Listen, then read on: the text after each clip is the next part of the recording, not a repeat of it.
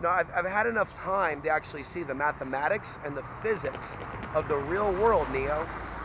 Right? We don't have to get too theatrical, like it is a scene from The Matrix, but there is a point in time where people got to wake up.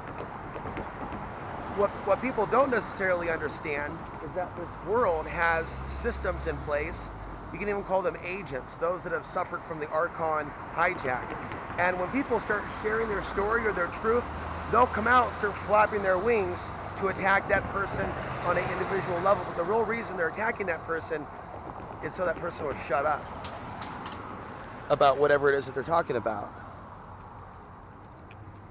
Right? And the purpose in talking about certain things is because there's healing in that. With YouTube and the internet, ideas can come across and people can hear ideas, right? And they could be freed from a certain level of slavery. Somebody could look at, say, what someone's posting on Facebook to see what their political views are, or lack of political views, in determining whether or not to hire them. In that Orwellian reality itself, you have thought police. You have a lack of free thinking. So anytime you have a high concentration of people that gravitate to areas that were traditionally natural and traditionally spiritual, people were close to the earth, and you see it replaced with the rat race. And you see it replaced with, and the humans replaced with, humans that only have one thing in mind: pleasing themselves, selling themselves, making a certain amount of money to live in a certain region no matter who is displaced. That's going to create a certain energetic field.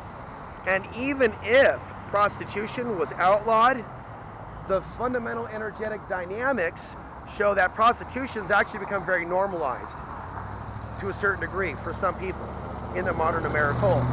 And not everybody has to sell themselves, by the way, in order to have something. Not everybody needs to have something in order to feel well. So completing this point, we have these beautiful mountains behind me.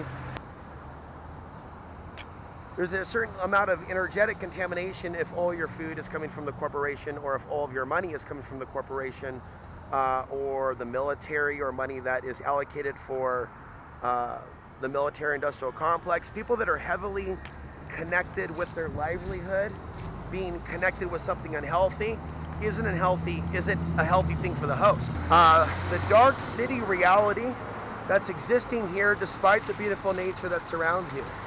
See, here we have some more homeless over there. Is that the result of mental illness? No, in fact, it's mentally ill to think that mental illness causes homelessness. That's the mental illness. Economics cause homelessness. I've also come to understand that if you're a real advocate for consciousness, ideas, things of that nature, telling the truth about why people are losing their shit, telling the truth about why people are killing themselves, telling the truth about homelessness, telling the truth about gender warfare, the institutions will completely turn the other cheek. Right? Instead of be like Jesus and actually, be honorable, or on a more practical level, instead of them actually mindfully applying those tax dollars to helping the people in this region, I can see as an outsider, this city is grossly mismanaged and serves the selfish. And it's unfortunate because that's where the sicknesses come from that people suffer, from the negative energy that those lifestyles create. So let's say that somebody spends a whole lot of money to retire in Durango, or to retire somewhere else, right? And there's a bunch of negative energy bubbling up and stewing up because of the homelessness, and because of the alcoholism, and because of the suicides. Then the question is, did they or did they not waste their money? Because I can tell you, there's a whole lot of natural places that you can move to and live way better for $100,000. Hi, I'm Ansary. Let me be your real estate guy. No, seriously. These people here in Durango are ripping you off. I don't mean necessarily people that are driving by, but I mean the amount of money that people pay to live in some of these places is not worth it. Some people literally just get on the internet from the states in which they initially are. And so in that sense, with the internet, it's a global market then. And I saw this with Portland. That's what really increased the homelessness in Portland, right? The truth of that matter is, it's not that the internet is bad, it's that the internet has been a game changer. Now in America, real estate can go up like that very quickly it can snowball at a level in which people can't keep up. In the older days, the rise of rent wasn't at this level. It wasn't at this level.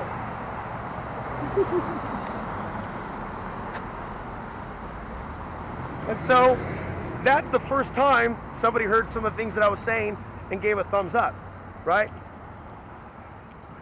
And so where do things go? I'm gonna conclude things here. Where do things go with artificial intelligence?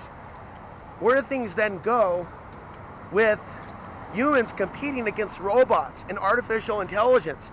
Now that humans have priced other humans out and they've been heartless, right? Humans have priced other humans out. How are you going to take on artificial intelligence?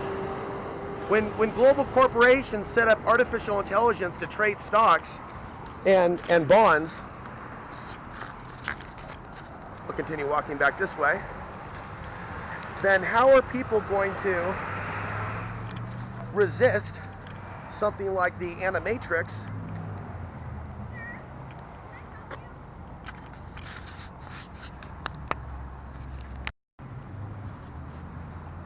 I was walking down the street.